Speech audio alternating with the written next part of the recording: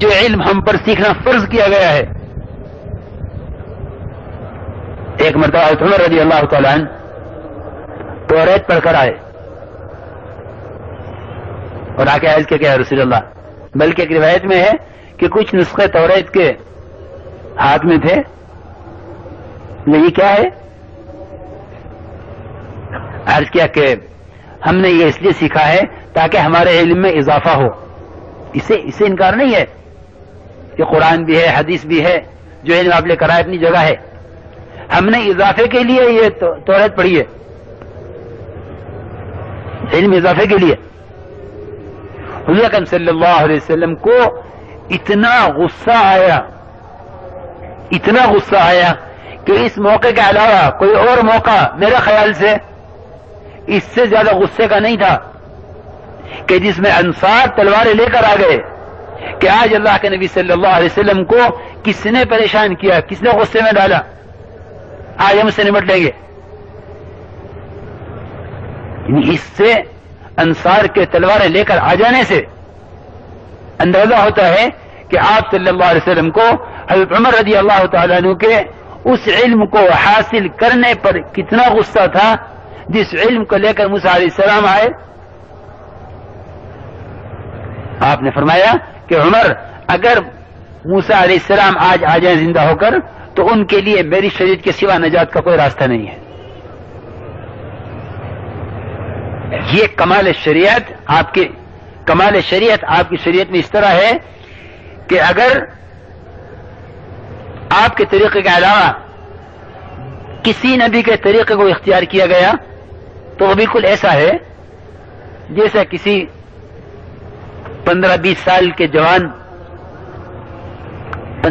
کا جوان وہ 4 سال کے بچے کا کرتا اور پاجامہ پہننا چاہے. ساری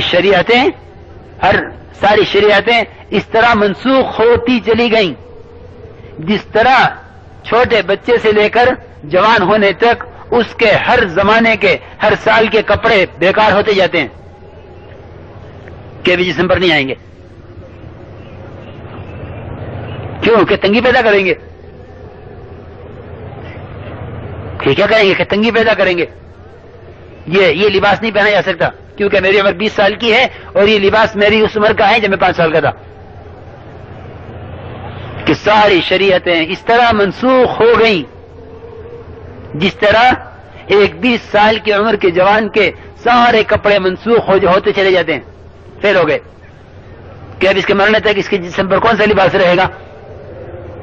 کہ وہ لباس رہے گا، وہ سائز رہے گا جس سائز پر اس کا قد بڑھنا بند ہو گیا ہے. یہ مثال ہے کہ آپ صلی اللہ علیہ وسلم پر آ کر وہ شریعت کی اور دین کی ایسی تکمیل ہو گئی کہ آئندہ آپ کے بعد کوئی نبی آنے والا نہیں ہے. لا نبی بعدی ولا امۃ بعدکم، کہ تمہارے بعد کوئی امت نہیں، میرے بعد کوئی نبی نہیں. تو میرے محترم دوستو بزرگوں، ذرا سا عقل سمجھ سے کام لو. ہر چیز کو علم قرار دینا جہالت ہے. صرف اللہ والے علم کو علم قرار دو، تب ہم اللہ والے علم کی طرف متوجہ ہوں گے. ورنہ جہالت کا ایک سبب یہ بھی ہے کہ ڈاکٹر یہ کہتے ہیں، انجینئر اور سائنسداں، کہ ہم بھی تو علم حاصل کر رہے. ایک یونیورسٹی کے طلبہ آئے، مشہور یونیورسٹی ہے علی گڑھ کی، ہمارے پاس ہے نظام الدین میں بنگلہ والی مسجد. آ کے کہنے لگے کہ ہم طالب علم ہیں. میں نے کہا بھائی کون سے مدرسے سے آئے ہو؟ کہنے لگے نہیں ہم تو کالج سے آئے ہیں. لیکن تم نے اپنے آپ کو طالب علم کیوں کہا؟ اگر تم نے آپ کو طالب علم کہہ دیا تو اس کا مطلب یہ ہے کہ تم یہ کہو گے کہ آپ کے پاس آپ کی لائن کا علم ہے، ہمارے پاس ہماری لائن کا علم ہے. یہی وجہ ہے کہ لوگ علم کو علماء کی لائن کی چیز سمجھ کر چھوڑے ہوئے ہیں.